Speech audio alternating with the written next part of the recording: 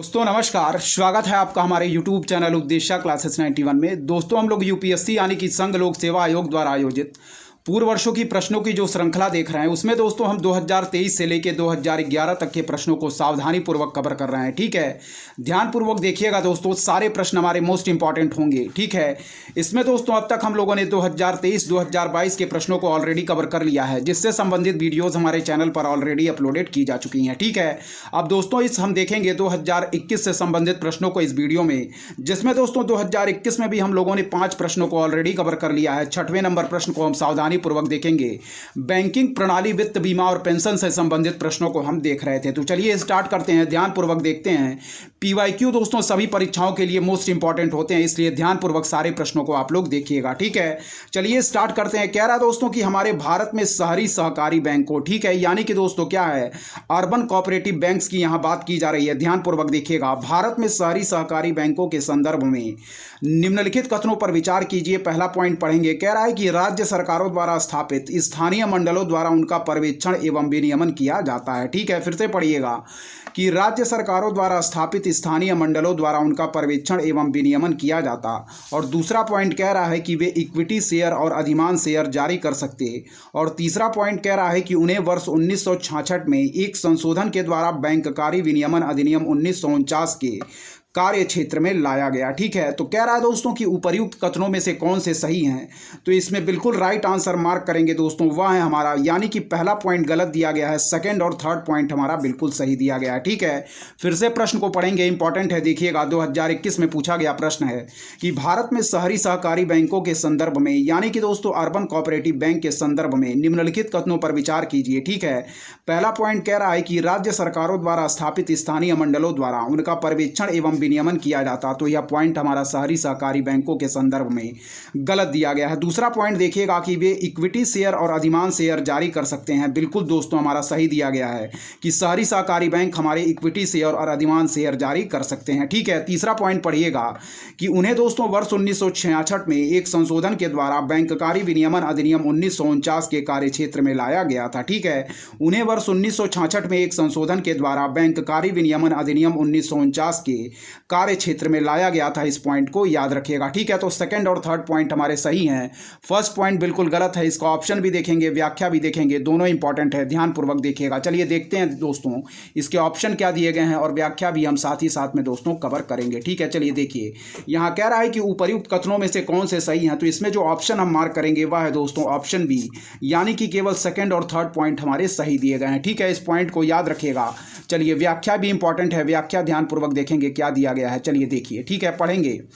कह रहा है कि शहरी सहकारी बैंकों का पर्यवेक्षण दोस्तों राज्य सरकार द्वारा स्थापित स्थानीय मंडलों द्वारा नहीं किया जाता। ठीक है, इनका पर्यवेक्षण और विनियमन दोस्तों आरबीआई और राज्य के registrar general of cooperative societies द्वारा किया जाता, अतः कथन फर्स्ट हमारा सही नहीं है। फिर से पढ़ेंगे कि शहरी सहकारी बैंकों का पर्यवेक्षण दोस्तों राज्य सरकार द्वारा स्थापित स्थानीय मंडल द्वारा नहीं किया जाता, इनका पर्यवेक्षण और विनियमन दोस्तों आरबीआई और राज्य के registrar general of cooperative societies द्वारा किया जाता, अतः कथन एक हमारा क्या है, सही नहीं है। चलिए आगे पढ़ेंगे। कह रहा है दोस्तों कि बैंकिंग विनियमन संशोधन अधिनियम 2020 प्राथमिक शहरी सहकारी बैंकों यूसीबी को आरबीआई की अनुमति से इक्विटी शेयर और अधिमान शेयर के माध्यम से पूंजी जुटाने की अनुमति प्रदान करता है, अतः कथन 2 हमारा बिल्कुल सही है। फिर देखिएगा, बैंकिंग विनियमन संशोधन अधिनियम 2020 प्राथमिक शहरी सहकारी बैंकों यूसीबी को आरबीआई की अनुमति से इक्विटी शेयर और अधिमान शेयर के माध्यम से पूंजी जुटाने की अनुमति प्रदान करता है, अतः कथन सेकंड हमारा क्या है दोस्तों, बिल्कुल सही है। नेक्स्ट पॉइंट पढ़ेंगे।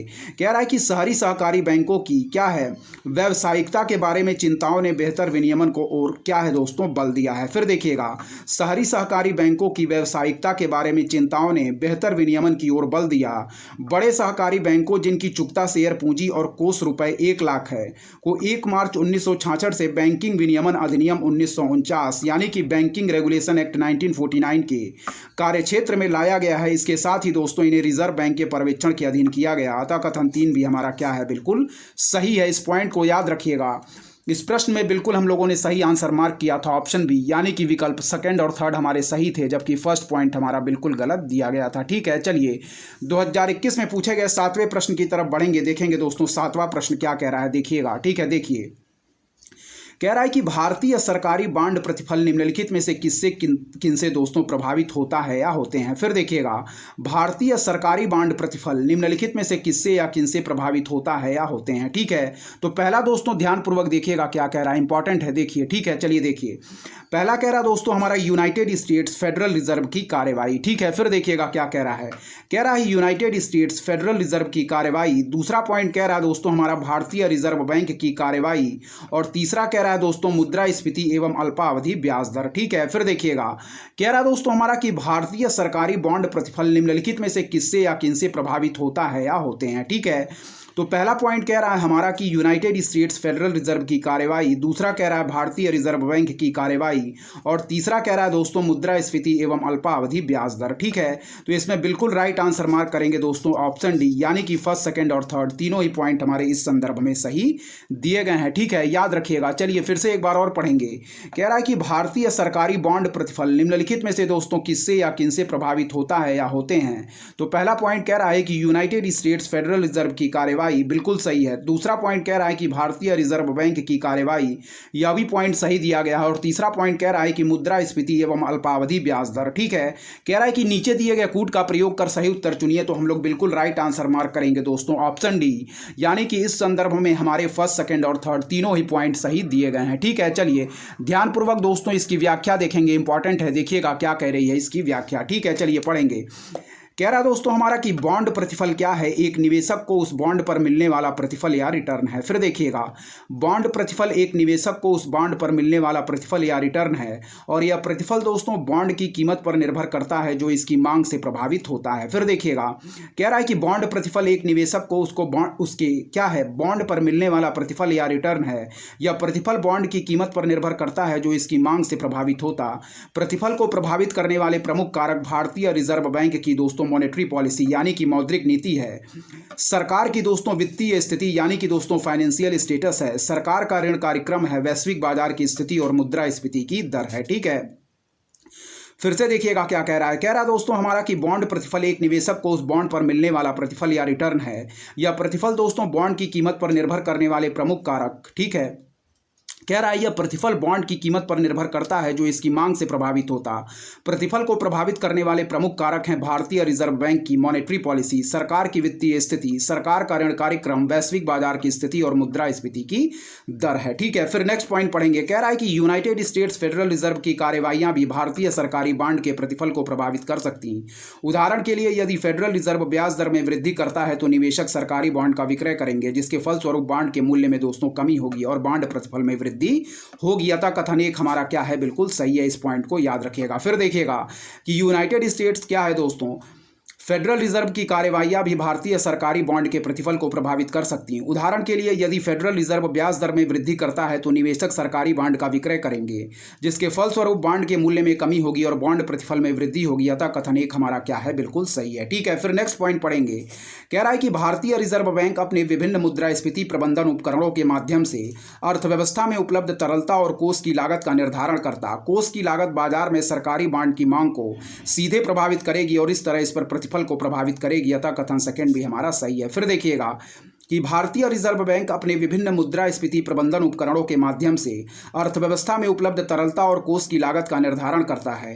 कोष की लागत बाजार में सरकारी बॉन्ड की मांग को सीधे प्रभावित करेगी और इस तरह इस पर प्रतिफल को प्रभावित करेगी। अतः कथन सेकंड भी हमारा बिल्कुल सही है। ध्यान रखिएगा दोनों पॉइंट। ठीक है, चलिए दोस्तों आगे भी इस प्रश्न की कुछ व्याख्या दी गई है, उसको हम देख लेंगे ध्यानपूर्वक, फिर आगे के प्रश्न की तरफ बढ़ेंगे। सारे प्रश्न हमारे इंपॉर्टेंट है, इसलिए सारे प्रश्नों को ध्यान, चलिए दोस्तों देखिएगा ध्यानपूर्वक। ठीक है, चलिए इस प्रश्न की कुछ व्याख्या बची हुई थी, उसको हम ध्यानपूर्वक पढ़ेंगे, फिर आगे के प्रश्नों की तरफ बढ़ेंगे। देखिएगा, कह रहा है कि मुद्रास्फीति और अल्पकालिक ब्याज दरें क्या है, कह रहा है कि मुद्रास्फीति और अल्पकालिक ब्याज दरें अर्थव्यवस्था में लोगों की क्रय क्षमता निर्धारित करती हैं, इसलिए इसका सरकारी बॉन्ड की मांग और कीमत पर भी असर पड़ता, जिससे बॉन्ड प्रतिफल प्रभावित होता है। अतः कथन थर्ड भी हमारा सही है। अतः विकल्प डी हमारा बिल्कुल राइट आंसर होगा। फिर देखिएगा कि मुद्रास्फीति और अल्पकालिक ब्याज दरें अर्थव्यवस्था में लोगों की क्रय क्षमता निर्धारित करती हैं, इसलिए इसका सरकारी बॉन्ड की मांग और कीमत पर भी असर पड़ता, जिससे दोस्तों बॉन्ड प्रतिफल प्रभावित होता है। अतः कथन 3 हमारा सही है, यानी कि कथन थर्ड सही है। अतः विकल्प डी हमारा बिल्कुल राइट आंसर होगा। ठीक है,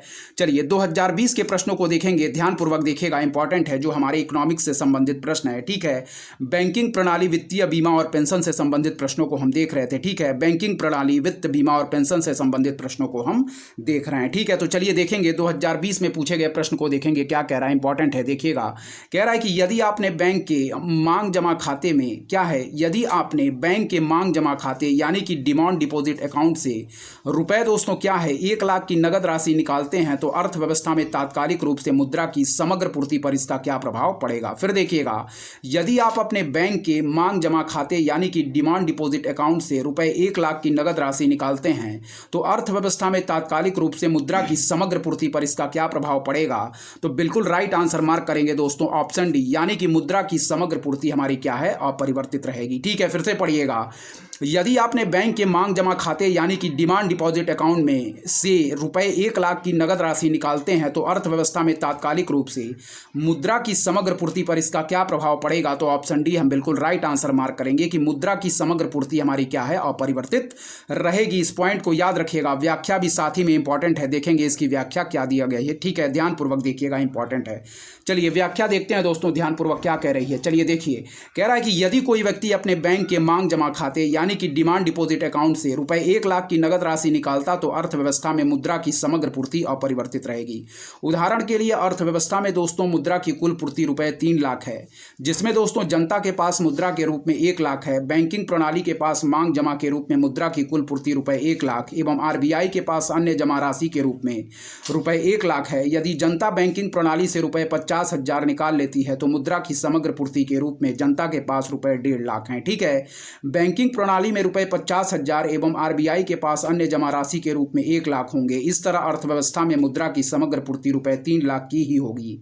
अतः मुद्रा की समग्र पूर्ति अपरिवर्तित रहेगी। अतः विकल्प डी हमारा बिल्कुल सही है। फिर देखिएगा, यदि कोई व्यक्ति अपने बैंक के मांग जमा खाते यानी कि डिमांड डिपॉजिट अकाउंट से रुपए 1 लाख की नगद राशि निकालता है तो अर्थव्यवस्था में मुद्रा की समग्र पूर्ति अपरिवर्तित रहेगी। उदाहरण के लिए अर्थव्यवस्था में मुद्रा की कुल पूर्ति रुपए 3 लाख है, जिसमें जनता के पास मुद्रा के रूप में 1 लाख, बैंकिंग प्रणाली के पास मांग जमा के रूप में मुद्रा की कुल पूर्ति रुपए 1 लाख एवं आरबीआई के पास अन्य जमा राशि के रूप में 1 लाख है। ठीक है, यदि जनता बैंकिंग प्रणाली से रुपए 50,000 निकाल लेती तो मुद्रा की समग्र पूर्ति के रूप में जनता के पास रुपए कितने हैं, 1.5 लाख, बैंकिंग प्रणाली में रुपए 50,000 एवं आरबीआई के पास अन्य जमा राशि के रूप में 1 लाख होंगे।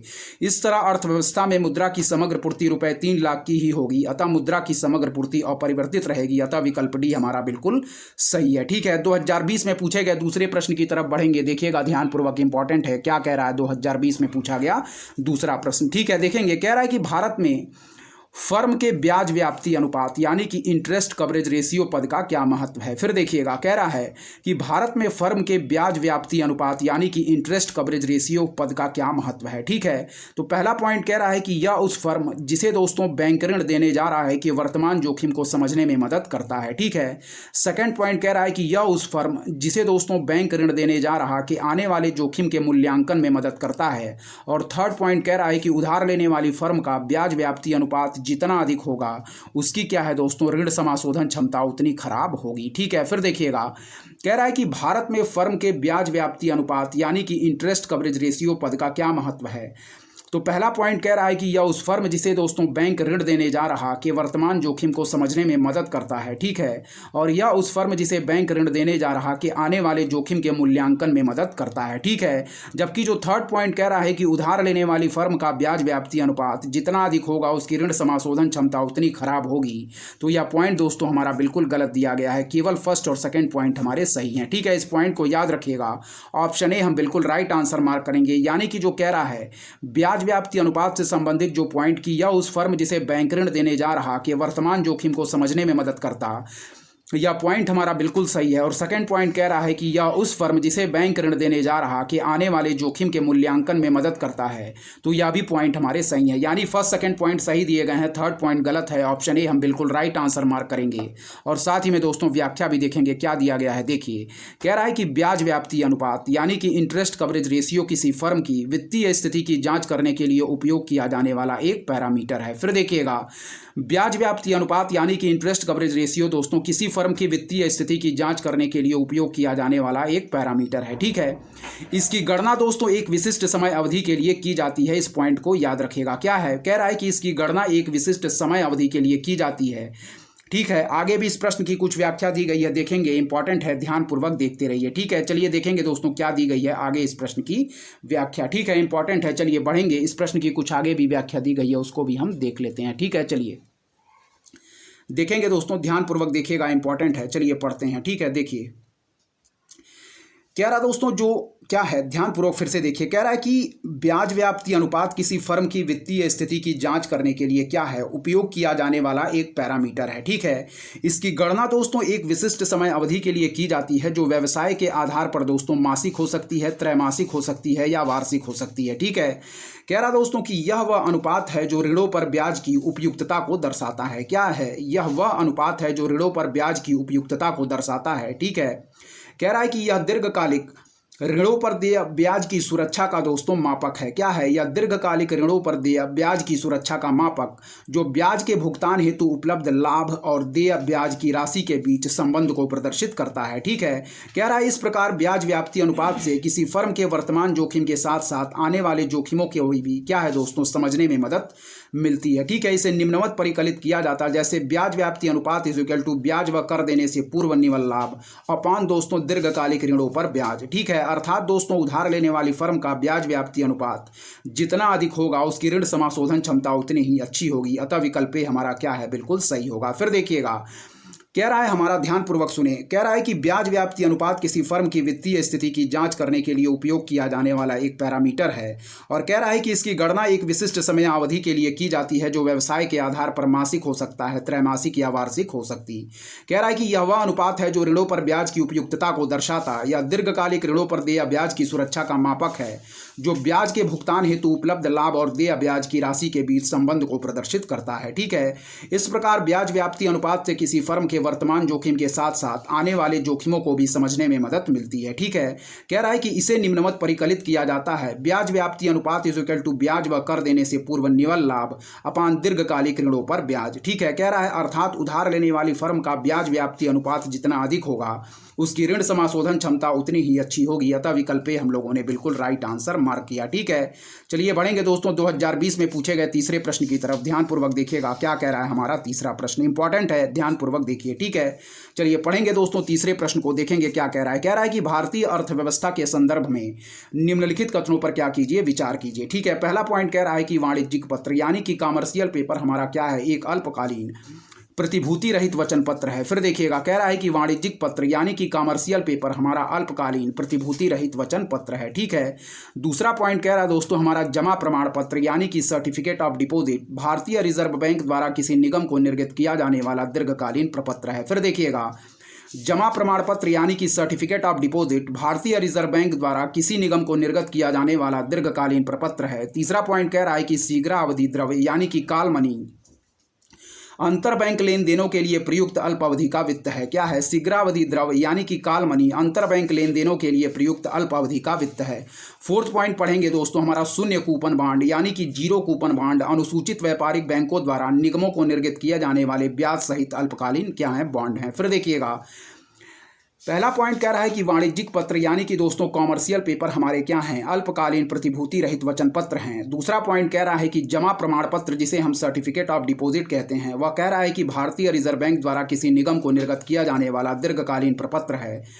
तीसरा पॉइंट कह रहा है कि शीघ्रावधि द्रव्य जिसे हम कॉल मनी कहेंगे अंतर बैंक लेन देनों के लिए प्रयुक्त अल्पावधि का वित्त है। ठीक है, और चौथा पॉइंट कह रहा है कि शून्य कूपन बांड हमारा अनुसूचित व्यापारिक बैंकों द्वारा निगमों को निर्गत किया जाने वाला ब्याज सहित अल्पकालीन बांड है। ठीक है, तो इसमें राइट आंसर जो हम मार्क करेंगे दोस्तों वह है हमारा ऑप्शन सी, यानी कि इस संदर्भ में केवल फर्स्ट और थर्ड पॉइंट हमारे सही दिए गए हैं, बाकी के पॉइंट गलत दिए गए हैं। तो फर्स्ट पॉइंट पढ़ेंगे जो कह रहा है हमारा कि वाणिज्यिक पत्र जो है दोस्तों वह क्या है, अल्पकालीन प्रतिभूति रहित वचन पत्र है। फिर देखिएगा जो कॉमर्शियल पेपर है या अल्पकालीन प्रतिभूति रहित वचन पत्र है, तो यह पॉइंट हमारा बिल्कुल सही दिया गया है, ठीक है। सेकंड पॉइंट दोस्तों हमारा गलत दिया गया है, ठीक है, जबकि थर्ड पॉइंट हमारा बिल्कुल राइट दिया गया है, सही दिया गया। पढ़ेंगे कि शीघ्रावधि द्रव यानी कि कॉल मनी हमारा अंतर बैंक लेन देनों के लिए प्रयुक्त अल्प अवधि का वित्त है। क्या है, शीघ्रावधि द्रव हमारा अंतर बैंक लेन देनों के लिए प्रयुक्त अल्प अवधि का वित्त है। इस पॉइंट को याद रखिएगा। सेकंड और फोर्थ पॉइंट हमारे गलत दिए गए हैं, फर्स्ट और थर्ड पॉइंट हमारे सही दिए गए हैं। व्याख्या चलिए देखते हैं क्या दिया गया है, इंपॉर्टेंट है, ठीक है, ध्यानपूर्वक देखिएगा। चलिए पढ़ेंगे व्याख्या को।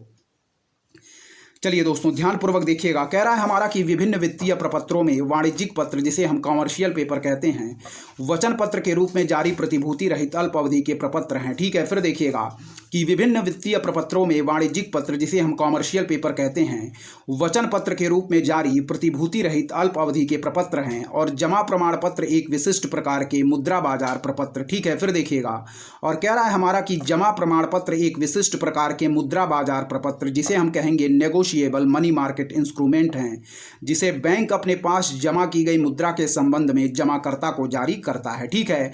जमा प्रमाण पत्र अथवा सर्टिफिकेट ऑफ डिपॉजिट दोस्तों के लिए कम से कम रुपए 1 लाख का निवेश आवश्यक है। इसके पश्चात इसके गुणक में यह जारी किया जा सकता है। यह भी अल्पावधि का प्रपत्र है। फिर देखिएगा कह रहा है कि विभिन्न वित्तीय प्रपत्रों में वाणिज्यिक पत्र, जिसे हम कहते हैं कॉमर्शियल पेपर, वचन पत्र के रूप में जारी प्रतिभूति रहित अल्प अवधि के प्रपत्र हैं, ठीक है। नेक्स्ट कह रहा है कि जमा प्रमाण पत्र एक विशिष्ट प्रकार के मुद्रा बाजार प्रपत्र हैं, ठीक है, जिसे बैंक अपने दोस्तों पास जमा की गई मुद्रा के संबंध में जमाकर्ता को जारी करता है, ठीक है। जमा प्रमाण पत्र अथवा सर्टिफिकेट ऑफ डिपॉजिट के लिए कम से कम रुपए 1 लाख का निवेश आवश्यक, इसके पश्चात इसके गुणक में यह जारी किया जा सकता। यह भी दोस्तों क्या है, हमारा अल्प अवधि का एक प्रपत्र है, ठीक है। नेक्स्ट पॉइंट पढ़िएगा। कह रहा है कि कॉल मनी हमारे ऐसे ऋण को कहते हैं, ठीक है, जो अगले दिन की वापसी की शर्त पर प्रदान किया जाता तथा इसका उपयोग बैंक के आपसी लेन देन में होता है, ठीक है। फिर देखिएगा कह रहा है कि कॉल मनी ऐसे ऋण को कहते हैं जो अगले दिन की वापसी की शर्त पर प्रदान किया जाता है तथा इसको उपयोग दोस्तों बैंक के आपसी लेन देन में होता है।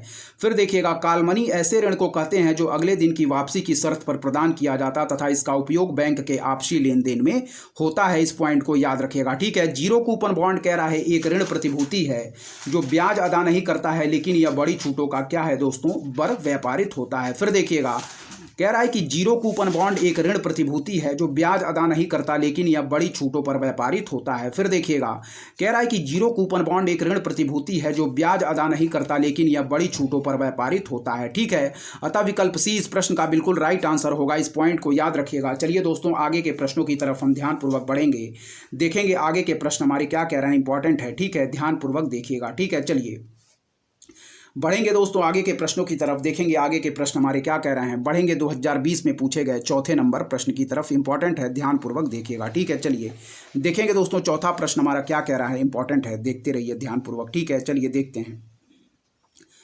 चौथे प्रश्न की तरफ बढ़ेंगे दोस्तों, ध्यानपूर्वक देखिएगा। चलिए कह रहा है कि यदि आरबीआई दोस्तों प्रसारवादी मौद्रिक नीति का अनुसरण करने का निर्णय लेता है तो वह निम्नलिखित में से क्या नहीं करेगा, ठीक है, इंपॉर्टेंट है। फिर से देखिएगा क्या कह रहा है। कह रहा है कि यदि आरबीआई हमारा प्रसारवादी मौद्रिक नीति का अनुसरण करने का निर्णय लेता तो वह निम्नलिखित में से क्या नहीं करेगा, ठीक है। तो पहला पॉइंट कह रहा है दोस्तों वैधानिक तरलता अनुपात को घटाकर उसे अनुकूलित करना। क्या है, वैधानिक तरलता अनुपात को घटाकर उसे अनुकूलित करना। सीमांत स्थायी सुविधा दर को दोस्तों क्या है, बढ़ाना। और तीसरा पॉइंट कह रहा है कि बैंक दर को घटाना तथा रेपो दर को भी घटाना। क्या है, बैंक दर को घटाना तथा रेपो दर को भी घटाना। कह रहा है कि नीचे दिए गए कूट का प्रयोग कर सही उत्तर चुनिए। तो इसमें बिल्कुल राइट आंसर मार्क करेंगे दोस्तों ऑप्शन बी, केवल सेकंड पॉइंट हमारा सही दिया गया है, ठीक है। यानी कि सीमांत स्थायी सुविधा दर को क्या है दोस्तों, बढ़ाना, ठीक है, सीमांत स्थायी सुविधा दर को बढ़ाना, यानी कि ऑप्शन सेकंड हमारा बिल्कुल सही है। जबकि इस संदर्भ में फर्स्ट और थर्ड पॉइंट हमारे क्या हैं दोस्तों, बिल्कुल गलत दिए गए हैं। फिर पढ़िएगा कह रहा है हमारा कि यदि आरबीआई दोस्तों क्या कह रहा है कि प्रसारवादी मौद्रिक नीति का अनुसरण करने का निर्णय लेता है तो वह निम्नलिखित में से क्या नहीं करेगा। फिर देखिएगा कि यदि आरबीआई प्रसारवादी मौद्रिक नीति का अनुसरण करने का निर्णय लेता है तो वह निम्नलिखित में से क्या नहीं करेगा। तो सेकंड पॉइंट हमारा बिल्कुल सही है कि सीमांत स्थायी सुविधा दर को बढ़ाना, ठीक है।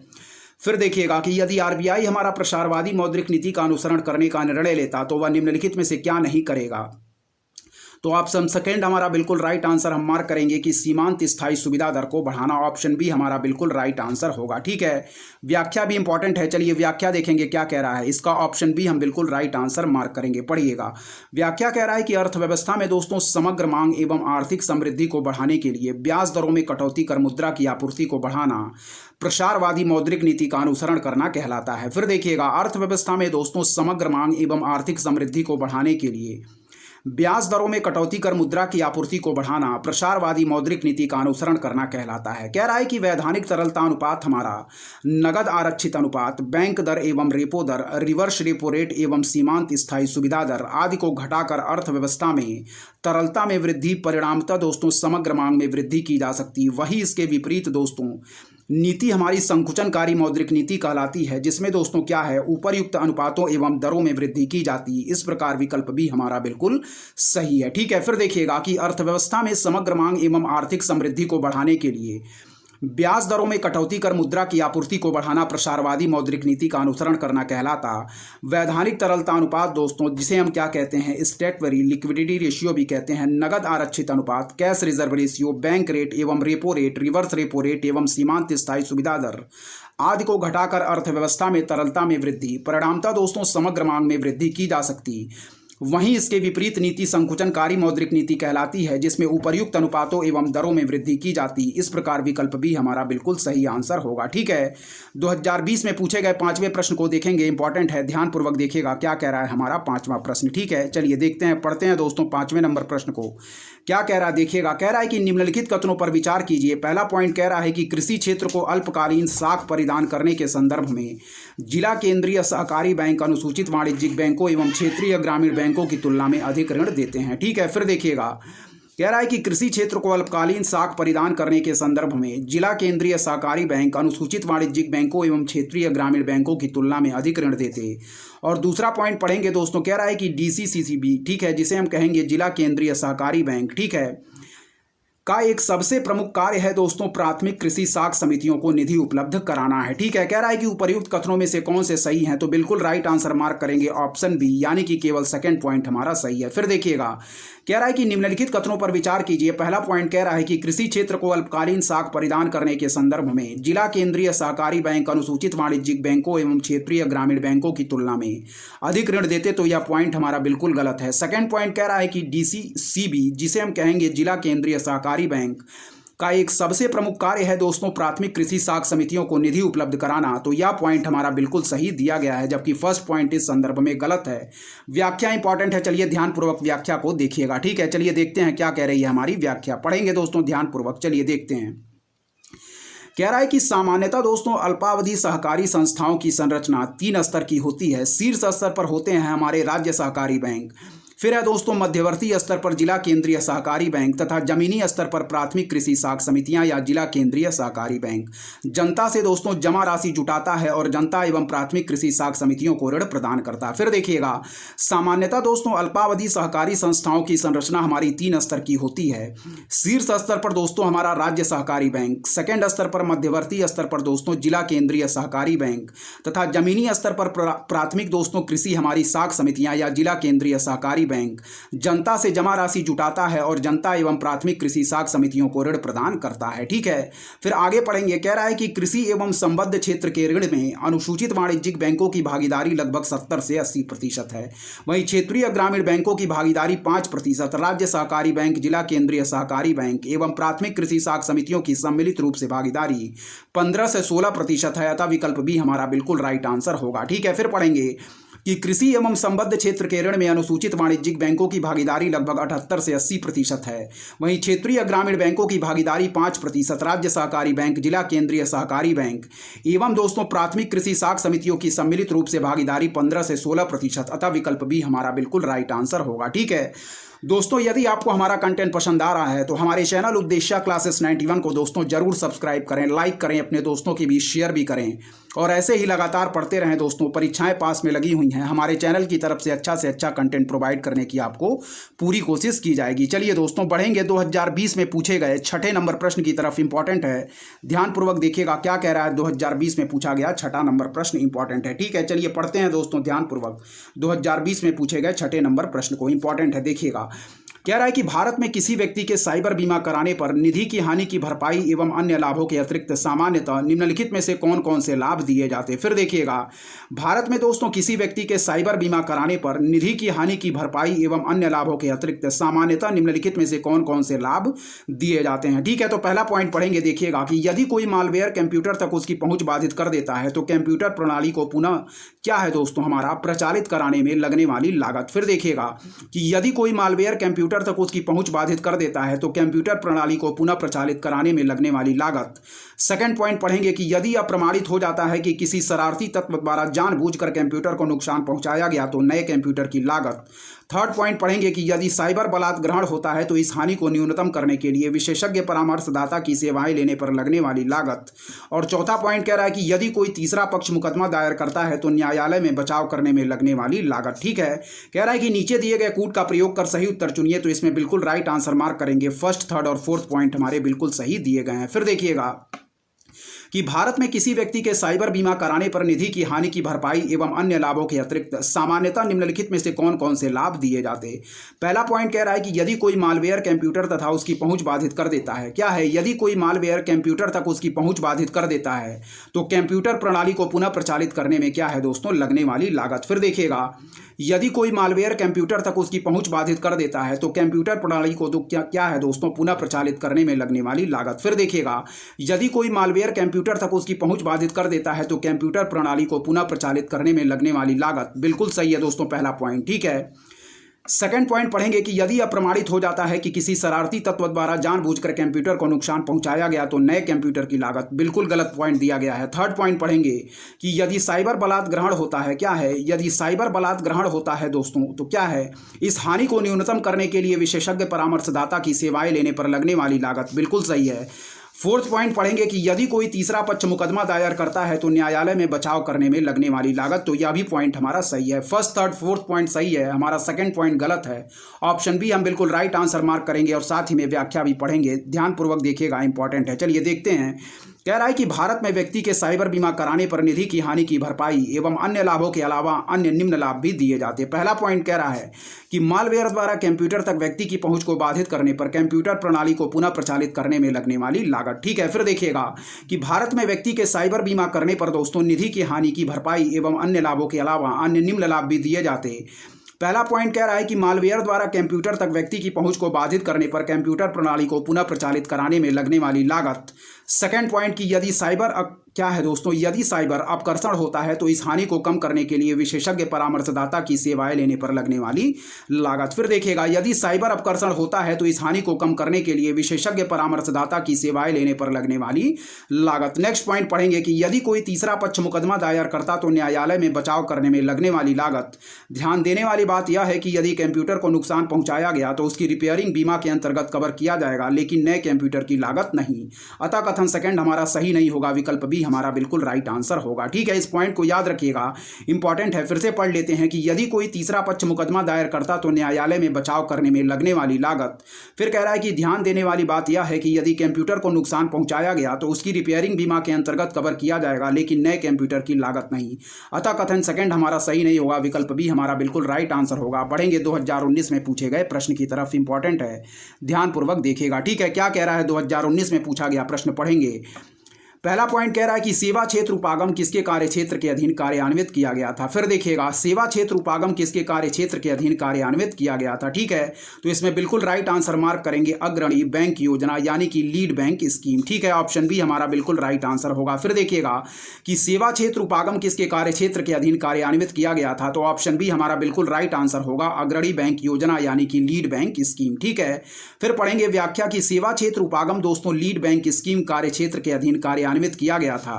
कह रहा है कि सेवा क्षेत्र उपागम यानी कि ग्रामीण, रूरल तथा अर्ध शहरी सेमी अर्बन क्षेत्रों के नियोजित एवं क्रमबद्ध विकास के लिए अप्रैल 1989 में आरंभ किया गया था। इसका मुख्य उद्देश्य था उत्पादक ऋणों में वृद्धि करना तथा बैंक ऋण एवं उत्पादकता व आय स्तर में वृद्धि के मध्य प्रभावी संबंध स्थापित करना था। ठीक है, फिर देखिएगा कि सेवा क्षेत्र उपागम किसके कार्य क्षेत्र के अधीन कार्यान्वित किया गया था, तो ऑप्शन बी हम बिल्कुल राइट आंसर मार्क करेंगे अग्रणी बैंक योजना यानी कि लीड बैंक स्कीम। ठीक है, ऑप्शन व्याख्या देखेंगे, ऑप्शन बी बिल्कुल राइट आंसर होगा कि सेवा क्षेत्र उपागम दोस्तों लीड बैंक स्कीम कार्य क्षेत्र के अधीन कार्यान्वित किया गया था।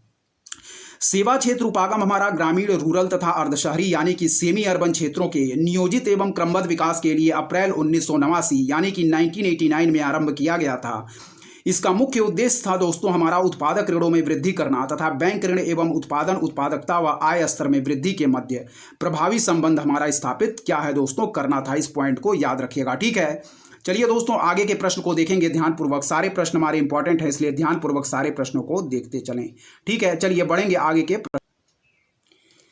चलिए दोस्तों लीड बैंक स्कीम के बारे में एक बार देख लेंगे दोस्तों क्या होती है, ठीक है। चलिए देखिए, लीड बैंक स्कीम का संचालन दोस्तों भारतीय रिजर्व बैंक द्वारा 1969 में किया गया। इस योजना का उद्देश्य था दोस्तों जिलों की अर्थव्यवस्था में सुधार करना, ठीक है। फिर देखिएगा, कह रहा दोस्तों कि लीड बैंक स्कीम का संचालन दोस्तों भारतीय रिजर्व बैंक द्वारा 1969 में किया गया। इस योजना का उद्देश्य था दोस्तों जिलों की अर्थव्यवस्था में सुधार करना, ठीक है। नेक्स्ट पॉइंट पढ़ेंगे, कह रहा है कि इसके अंतर्गत दोस्तों प्रत्येक जिले के लिए एक बैंक को लीड बैंक घोषित कर दिया जाता। जिस बैंक को लीड बैंक घोषित किया जाता वह जिला स्तर पर ऋणों की योजना बनाने, सरकारी कार्यक्रमों से संबंधित वित्त प्रबंधन करने, विशिष्ट कार्यक्रमों में अन्य बैंकों को सहयोग करने, उस क्षेत्र में वित्तीय संस्थानों में समन्वय कायम करने एवं उस क्षेत्र में बैंकिंग प्रणाली को सुचारू रूप से चलाने में महत्वपूर्ण भूमिका निभाता है। इस पॉइंट को याद रखिएगा, ठीक है। फिर से देखिए क्या कह रहा है, लीड बैंक स्कीम का संचालन भारतीय रिजर्व बैंक द्वारा 1969 में किया गया। इस योजना का उद्देश्य था जिलों की अर्थव्यवस्था में सुधार करना। नेक्स्ट पॉइंट पढ़ेंगे कि इसके अंतर्गत प्रत्येक जिले के लिए एक बैंक को लीड बैंक घोषित कर दिया जाता। जिस बैंक को लीड बैंक घोषित किया जाता वह जिला स्तर पर ऋणों की योजना बनाने, सरकारी कार्यक्रमों से संबंधित वित्त प्रबंधन करने, विशिष्ट कार्यक्रमों में अन्य बैंकों को सहयोग करने, उस क्षेत्र में वित्तीय संस्थानों में समन्वय कायम करने एवं उस क्षेत्र में बैंकिंग प्रणाली को सुचारू रूप से चलाने में महत्वपूर्ण भूमिका निभाता। इस पॉइंट को याद रखिएगा। 2019 में पूछे गए दूसरे प्रश्न की तरफ बढ़ेंगे, ध्यानपूर्वक सारे प्रश्नों को देखते चलें। सारे प्रश्न हमारी आगामी परीक्षा जो 16 जून 2024 को लगी हुई है उसकी दृष्टि से मोस्ट इंपॉर्टेंट होंगे, क्योंकि प्रीवियस ईयर क्वेश्चन दोस्तों प्रीवियस ईयर क्वेश्चन हमारी आगामी परीक्षाओं के लिए इंपॉर्टेंट होते हैं। और यूपीएससी में दोस्तों भले ही दोस्तों प्रश्न रिपीट नहीं करते हैं, लेकिन फैक्ट जरूर प्रश्नों के रिपीट कर जाते हैं।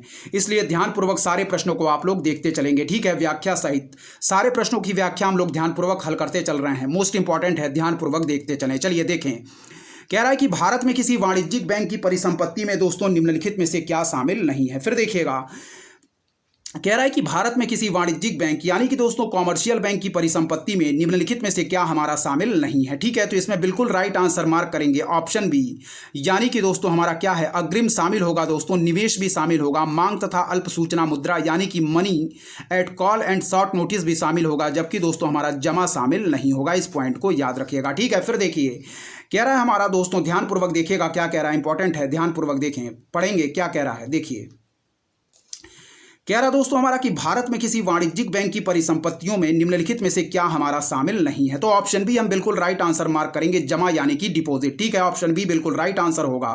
व्याख्या देखेंगे क्या कह रहा है, कह रहा है कि भारत में किसी वाणिज्यिक बैंक की परिसंपत्ति यानी कि एसेट्स में दोस्तों हमारी जमाएं शामिल नहीं होती हैं, ठीक है। दरअसल दोस्तों जमाएं हमारी क्या होती हैं, सावधि और मांग जमाएं दोनों दोस्तों बैंक की देयताओं यानी कि लायबिलिटीज का भाग होती हैं, ठीक है। किसी वाणिज्यिक बैंक की परिसंपत्ति में निम्नलिखित शामिल होते हैं, ध्यानपूर्वक हम देखेंगे।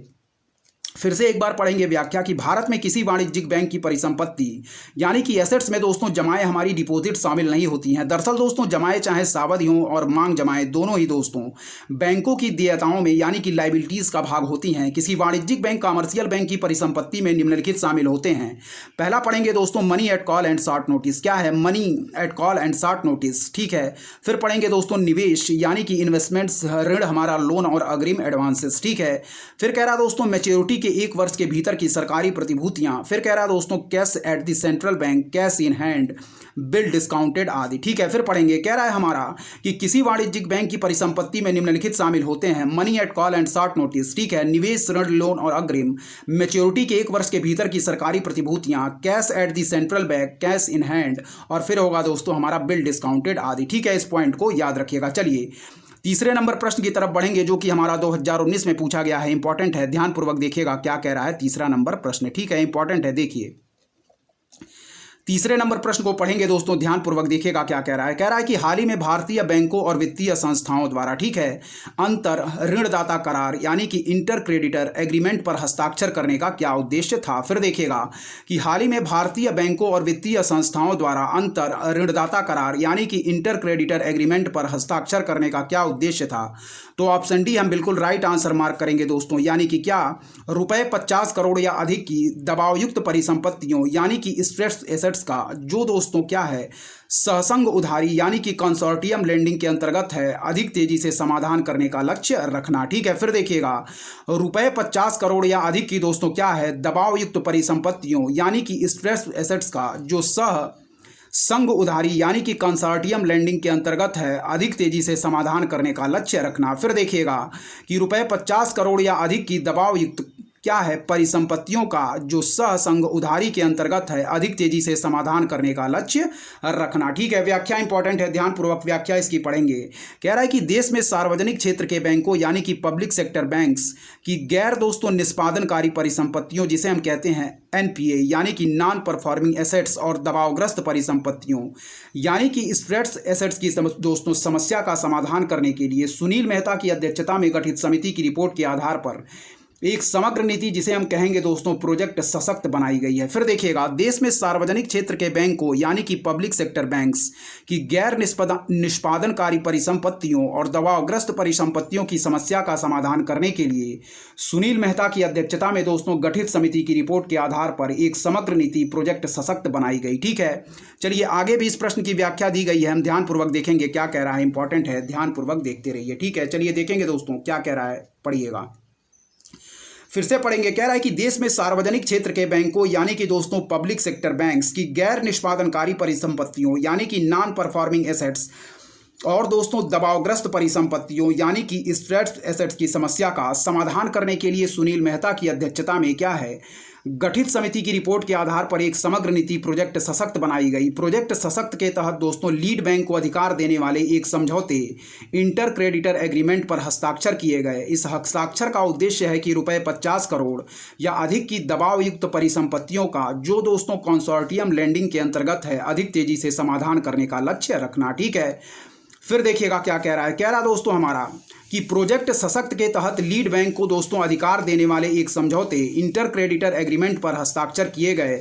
इस हस्ताक्षर का उद्देश्य है रुपए 50 करोड़ या अधिक की दबावयुक्त परिसंपत्तियों का जो कंसोर्टियम लेंडिंग के अंतर्गत है, अधिक तेजी से समाधान करने का लक्ष्य रखना। ठीक है, कह रहा है कि वर्तमान में भारतीय बैंक अपने उन ऋणों को गैर निष्पादनकारी परिसंपत्तियों में डालते हैं जिनकी किस्त एवं ब्याज का भुगतान 90 दिनों तक नहीं हो पाता है। ठीक है, फिर देखिएगा वर्तमान में भारतीय बैंक अपने उन ऋणों को गैर निष्पादनकारी परिसंपत्तियों यानी कि नॉन परफॉर्मिंग एसेट्स में डालते हैं जिनकी किस्त एवं ब्याज का भुगतान दोस्तों 90 दिनों तक नहीं हो पाता। ठीक है, चलिए दोस्तों 2019 में पूछे गए चौथे नंबर प्रश्न की तरफ बढ़ेंगे, देखेंगे क्या कह रहा है हमारा चौथा नंबर प्रश्न, इंपॉर्टेंट है। ठीक है, देखिए कह रहा दोस्तों कि सार्वजनिक क्षेत्रक बैंकों के अध्यक्षों का चयन कौन करता है। ठीक है, फिर देखिएगा सार्वजनिक क्षेत्रक बैंकों के अध्यक्षों का चयन कौन करता, तो बिल्कुल राइट आंसर मार्क करेंगे दोस्तों ऑप्शन ए यानी कि बैंक बोर्ड ब्यूरो। ठीक है, इंपॉर्टेंट है। फिर देखिएगा कह रहा है हमारा कि सार्वजनिक क्षेत्रक बैंकों के अध्यक्षों का चयन कौन करता है, तो ऑप्शन ए हमारा बिल्कुल राइट आंसर होगा बैंक बोर्ड ब्यूरो। ठीक है, ऑप्शन ए बिल्कुल राइट आंसर मार्क करेंगे।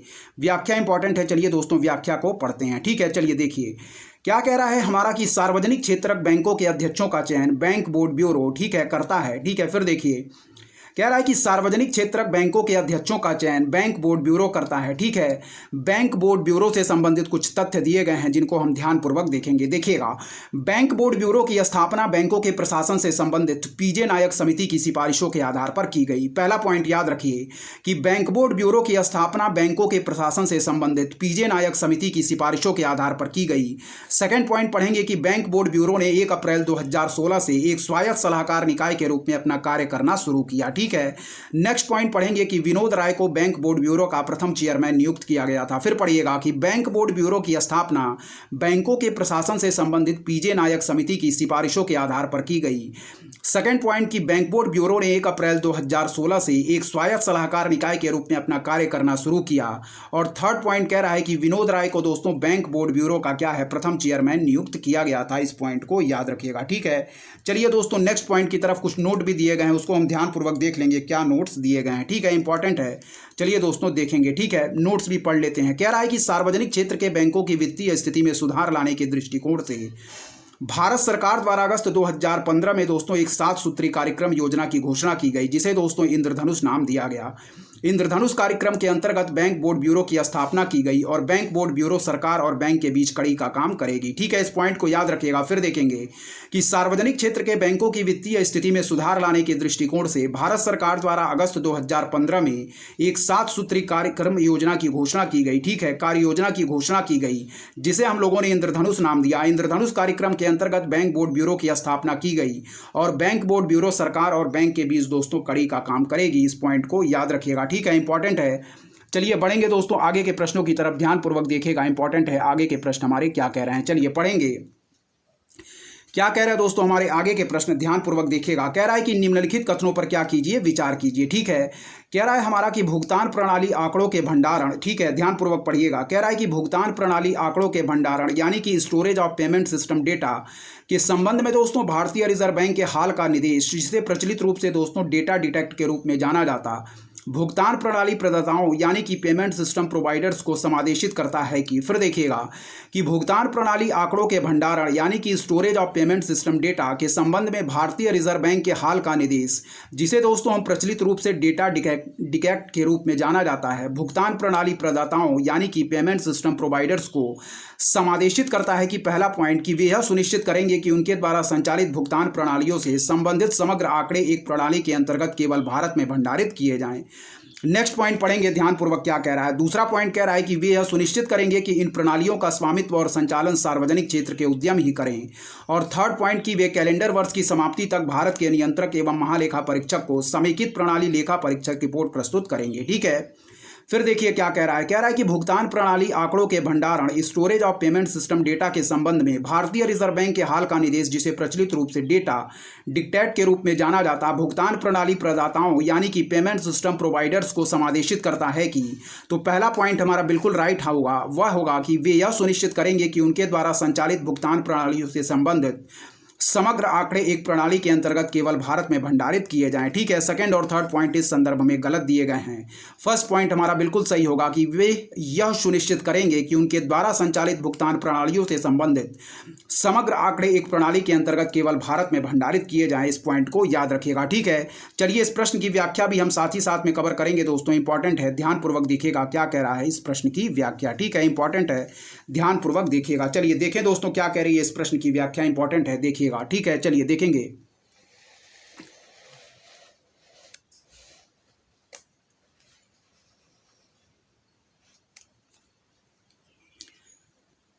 चलिए दोस्तों, तो इसका ऑप्शन इस प्रश्न का जो हम मार्क करेंगे वह है दोस्तों क्या, हमारा बिल्कुल राइट आंसर होगा ऑप्शन ए, केवल फर्स्ट हमारा सही आंसर होगा। ठीक है, इस संदर्भ में केवल फर्स्ट पॉइंट हमारा सही दिया गया है, बाकी के पॉइंट गलत दिए गए हैं। ठीक है, व्याख्या इंपॉर्टेंट है, चलिए व्याख्या ध्यानपूर्वक पढ़ते हैं। ठीक है, देखें क्या कह रहा है दोस्तों, देखिएगा ध्यानपूर्वक। ठीक है, चलिए देखिए, कह रहा है कि आरबीआई ने दोस्तों भुगतान प्रणाली डेटा रखे जाने को लेकर अप्रैल 2018 में भुगतान प्रणाली प्रदाताओं को निर्देश जारी किया था। ठीक है, कि उसमें कहा गया था कि देश के भुगतान से संबंधित सभी आंकड़े केवल भारत में ही रखना होगा। आरबीआई के निर्देशानुसार यदि भुगतान की प्रक्रिया विदेश में होती है तो वहां दोस्तों उससे संबंधित डेटा को हटा दिया जाए और उसे भुगतान प्रक्रिया पूरी होने के 1 कारोबारी दिवस या 24 घंटे के भीतर जो भी पहले हो भारत वापस लाया जाए। फिर देखिएगा, इन आंकड़ों में दोस्तों मैसेज या भुगतान निर्देश के हिस्से के रूप में शुरुआत से लेकर अंत तक के समस्त लेन देन संबंधी विवरण या संग्रह की गई, लाई गई, संसाधित की गई सूचना शामिल होनी चाहिए। अतः कथन फर्स्ट हमारा बिल्कुल सही है। फिर देखिएगा, कह रहा है कि आरबीआई ने भुगतान प्रणाली डेटा रखे जाने को लेकर अप्रैल 2018 में भुगतान प्रणाली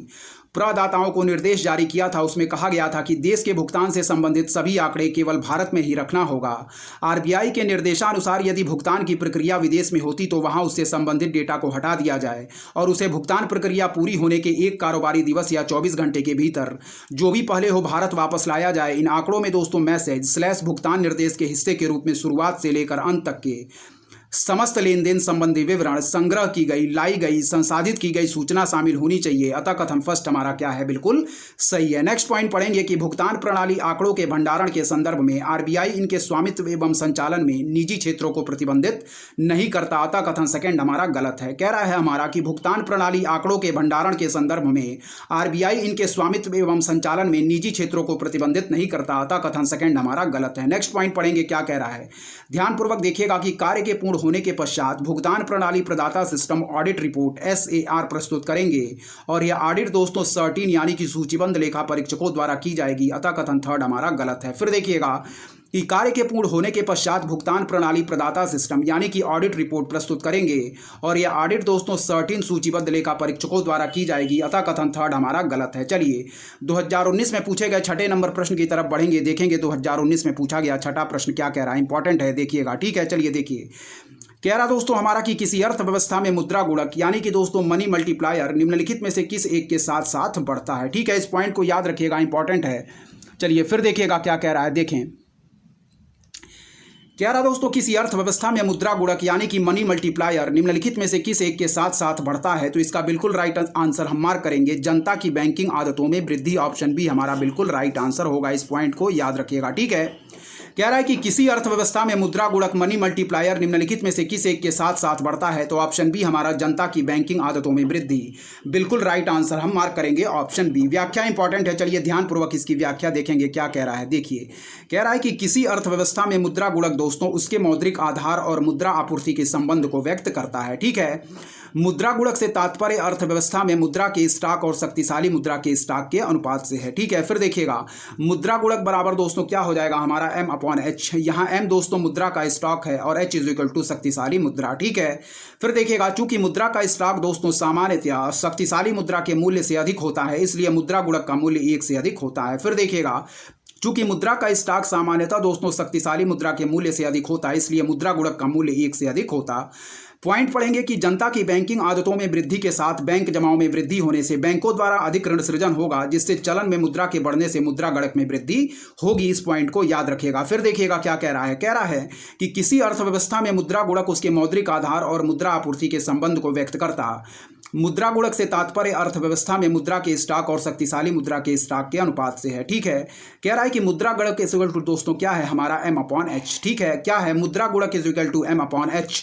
यहाँ M दोस्तों मुद्रा का स्टॉक है, H = शक्तिशाली मुद्रा। ठीक है, कह रहा है कि चूंकि मुद्रा का स्टॉक सामान्यतया दोस्तों शक्तिशाली मुद्रा के मूल्य से अधिक होता है, इसलिए मुद्रा गुणक का मूल्य हमारा 1 से अधिक होता है। ठीक है, कह रहा है कि जनता की बैंकिंग आदतों में वृद्धि के साथ बैंक जमाओं में वृद्धि होने से बैंकों द्वारा अधिक ऋण सृजन होगा, जिससे चलन में मुद्रा के बढ़ने से मुद्रा गुणक में वृद्धि होगी। इस पॉइंट को याद रखिएगा। 2018 में पूछे गए प्रश्नों की तरफ बढ़ेंगे, इंपॉर्टेंट है, ध्यानपूर्वक सारे प्रश्नों को देखते चलें। ठीक है, चलिए देखते हैं दोस्तों 2018 में पूछा गया प्रश्न क्या कह रहा है, इंपॉर्टेंट है, देखिएगा। ठीक है, चलिए पढ़ेंगे। कह रहा है कि भारत में सार्वजनिक क्षेत्र के बैंकों के संचालन के संबंध में निम्नलिखित कथनों पर क्या कीजिए, विचार कीजिए। ठीक है, इंपॉर्टेंट है, ध्यानपूर्वक पढ़िएगा क्या कह रहा है। देखिए फिर से पढ़ेंगे कि भारत में सार्वजनिक क्षेत्र के बैंकों के संचालन के संबंध में निम्नलिखित कथनों पर विचार कीजिए। पहला पॉइंट कह रहा है दोस्तों कि पिछले दशक में भारत सरकार द्वारा सार्वजनिक क्षेत्र के बैंकों में पूंजी के अंतर्वेशन में लगातार वृद्धि हुई है। ठीक है, फिर देखिएगा पिछले दशक में भारत सरकार द्वारा सार्वजनिक क्षेत्र के बैंकों में पूंजी के अंतर्वेशन में लगातार वृद्धि हुई है, तो यह पॉइंट हमारा बिल्कुल गलत दिया गया है। ठीक है, चलिए आगे के पॉइंट पढ़ेंगे, ध्यानपूर्वक देखिएगा, सारे प्रश्न हमारे इंपॉर्टेंट हैं। ठीक है, चलिए सेकंड पॉइंट इसका जो दिया गया है उसके बारे में हम देखेंगे दोस्तों क्या कह रहा है। देखिएगा सेकंड पॉइंट कह रहा है कि सार्वजनिक क्षेत्र के बैंकों को सुव्यवस्थित करने के लिए मूल दोस्तों भारतीय स्टेट बैंक के साथ उसके सहयोगी बैंकों का विलय किया गया है। ठीक है, फिर देखिएगा कि सार्वजनिक क्षेत्र के बैंकों को सुव्यवस्थित करने के लिए मूल्य भारतीय क्या है हमारा मूल भारतीय स्टेट बैंक के साथ उसके सहयोगी बैंकों का विलय किया गया, तो ऑप्शन बी हमारा बिल्कुल राइट आंसर होगा। फिर देखिएगा कि सार्वजनिक क्षेत्र के बैंकों को सुव्यवस्थित करने के लिए मूल भारतीय स्टेट बैंक के साथ उसके सहयोगी बैंकों का विलय किया गया, ऑप्शन बी हमारा बिल्कुल राइट आंसर मार्क करेंगे। ठीक है, व्याख्या भी इंपॉर्टेंट है, चलिए देखिएगा क्या कह रहा है। देखिए कह रहा दोस्तों हमारा ध्यानपूर्वक देखिएगा, कह रहा है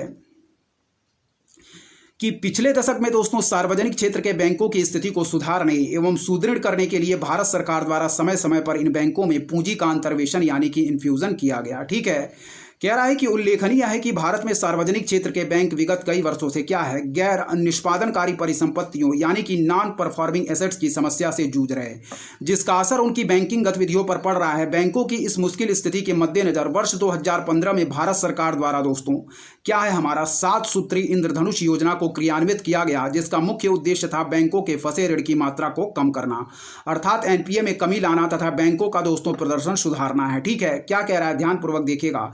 कह रहा है कि इस योजना के अंतर्गत बैंकों को 4 वर्षों में कुल रुपए 70,000 करोड़ दिए जाने हैं। क्या है, इस योजना के अंतर्गत बैंकों को दोस्तों क्या है, 4 वर्षों में कुल रुपए 70,000 करोड़ दिए जाने हैं। गौरतलब है कि इस योजना के अतिरिक्त भी भारत सरकार द्वारा समय समय पर सार्वजनिक क्षेत्र के बैंकों में पूंजी का अंतर्वेशन किया गया। ठीक है, फिर देखिएगा, गौरतलब है कि इस योजना के अतिरिक्त भी भारत सरकार द्वारा समय समय पर सार्वजनिक क्षेत्र के बैंकों में पूंजी का अंतर्वेशन किया गया। ठीक है, क्या कह रहा है, ध्यानपूर्वक देखिएगा, इंपॉर्टेंट है। चलिए बढ़ेंगे दोस्तों, आगे देखेंगे क्या कह रहा है, ध्यानपूर्वक देखिएगा। ठीक है, चलिए देखिए,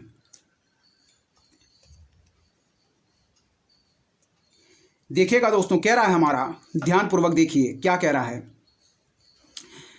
कह रहा दोस्तों हमारा कि गौरतलब है कि इस योजना के अतिरिक्त भी भारत सरकार द्वारा समय समय पर सार्वजनिक क्षेत्र के बैंकों में पूंजी का अंतर्वेशन किया गया। जैसे दोस्तों 2017-18 के वित्तीय वर्ष के लिए भारत सरकार ने तय किया है कि सार्वजनिक क्षेत्र के 20 बैंकों में कुल रुपए 88,139 करोड़ का अंतर्वेशन किया जाएगा।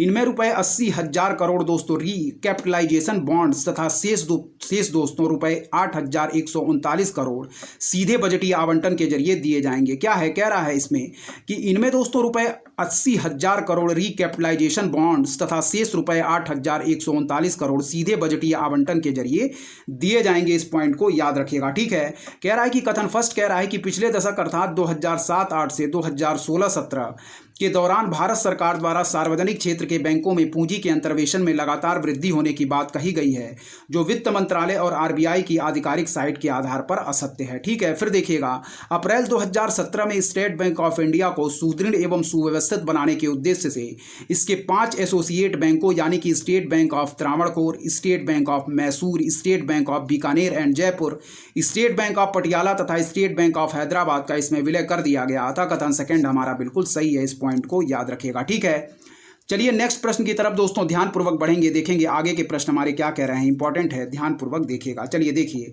कह रहा है कि निम्नलिखित में से कौन सा एक कथन दोस्तों वैध मुद्रा यानी कि लीगल टेंडर मनी के अर्थ को सही रूप में वर्णित करता है। फिर देखिएगा, कह रहा है कि निम्नलिखित में से कौन सा एक कथन दोस्तों वैध मुद्रा यानी कि लीगल टेंडर मनी के अर्थ को सही वर्णित करता है। तो ऑप्शन बी हम बिल्कुल राइट आंसर मार्क करेंगे, यानी कि वह मुद्रा जो कोई ऋणदाता अपने दावों के निपटाने में स्वीकार करने के लिए बाध्य होता है। फिर देखिएगा, निम्नलिखित में से कौन सा एक कथन दोस्तों वैध मुद्रा यानी कि लीगल टेंडर मनी के अर्थ को सही वर्णित करता है, यानी कि वह मुद्रा जो कोई ऋणदाता अपने दावों के निपटाने में स्वीकार करने के लिए बाध्य होता है। ठीक है, कह रहा है कि वह मुद्रा जो कोई ऋणदाता अपने दावों के निपटाने में स्वीकार करने के लिए बाध्य होता है, यानी कि वह मुद्रा जो कोई ऋणदाता अपने दावों के निपटाने में स्वीकार करने के लिए बाध्य होता।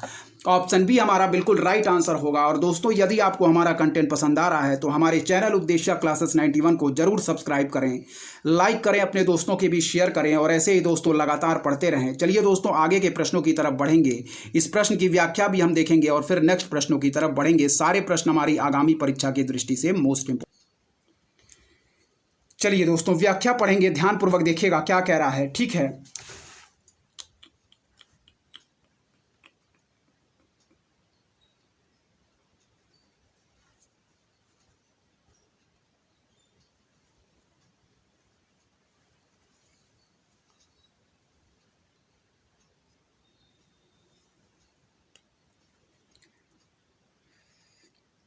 चलिए दोस्तों देखिएगा। ठीक है, कह रहा है कि वैधानिक मुद्रा वह है दोस्तों जो विधान या सरकारी आज्ञा पर चलन में आती है। क्या है, ध्यानपूर्वक देखिएगा। कह रहा है कि वैधानिक मुद्रा वह है जो विधान या सरकारी आज्ञा पर चलन में आती है तथा जिसे दोस्तों स्वीकार करने के लिए प्रत्येक व्यक्ति बाध्य होता है। ठीक है, ध्यानपूर्वक देखिएगा क्या कह रहा है। चलिए देखिए, कह रहा है कि वैधानिक मुद्रा वह है जो विधान या सरकारी आज्ञा पर चलन में आती है। ठीक है, फिर देखिएगा, वैधानिक मुद्रा वह है जो विधान या सरकारी आज्ञा पर चलन में आती है तथा जिसे स्वीकार करने के लिए प्रत्येक व्यक्ति बाध्य होता है। ठीक है, इसको लेने से इनकार करने पर सरकार द्वारा दंड दिया जाता।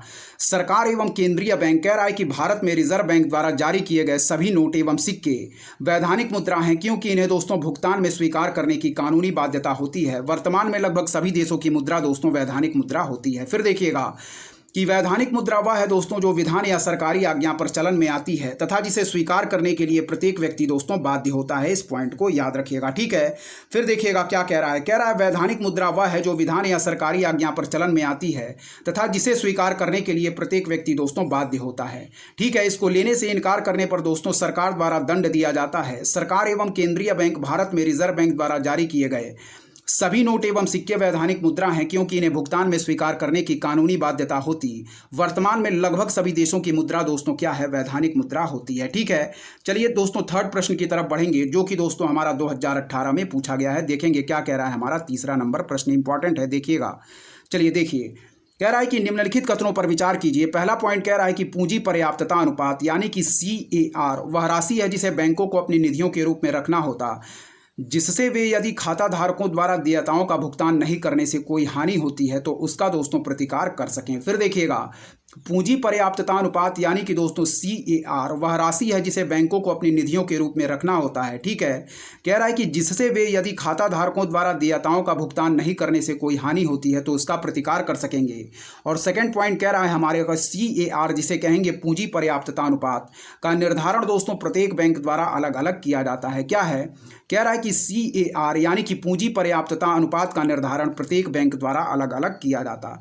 तो ऑप्शन ए हमारा बिल्कुल राइट आंसर होगा। इस पॉइंट को याद रखिएगा। ऑप्शन सेकंड हमारा क्या है दोस्तों, गलत दिया गया है। फिर देखिएगा क्या कह रहा है कि निम्नलिखित कथनों पर विचार कीजिए। पहला पॉइंट कह रहा है कि पूंजी पर्याप्तता अनुपात यानी कि CAR वह राशि है जिसे दोस्तों बैंकों को अपनी निधियों के रूप में रखना होता है। ठीक है, और कह रहा है कि जिससे वे यदि खाता धारकों द्वारा देयताओं का भुगतान नहीं करने से कोई हानि होती है तो उसका प्रतिकार कर सकें। फिर देखिएगा, कह रहा है कि पूंजी पर्याप्तता अनुपात दोस्तों CAR वह राशि है। ठीक है, क्या कह रहा है, जिसे दोस्तों हमें बैंकों को अपनी निधियों के रूप में रखना होता है, जिससे वे यदि खाता धारकों द्वारा देयताओं का भुगतान नहीं करने से कोई हानि होती है तो उसका प्रतिकार कर सकें। इस पॉइंट को याद रखिएगा। ठीक है, ऑप्शन ए हम बिल्कुल राइट आंसर मार्क करेंगे। ऑप्शन ए हमारा बिल्कुल राइट आंसर है, जबकि सेकंड हमारा सही दिया गया है। ठीक है, इस प्रश्न की व्याख्या और आगे के प्रश्नों को दोस्तों हम लोग नेक्स्ट वीडियो में कवर करेंगे। तब तक दोस्तों लगातार पढ़ते रहें। हमारे चैनल की तरफ से अच्छा कंटेंट प्रोवाइड करने की आपको पूरी कोशिश की जाएगी। तब तक के लिए धन्यवाद। जय हिंद, जय भारत।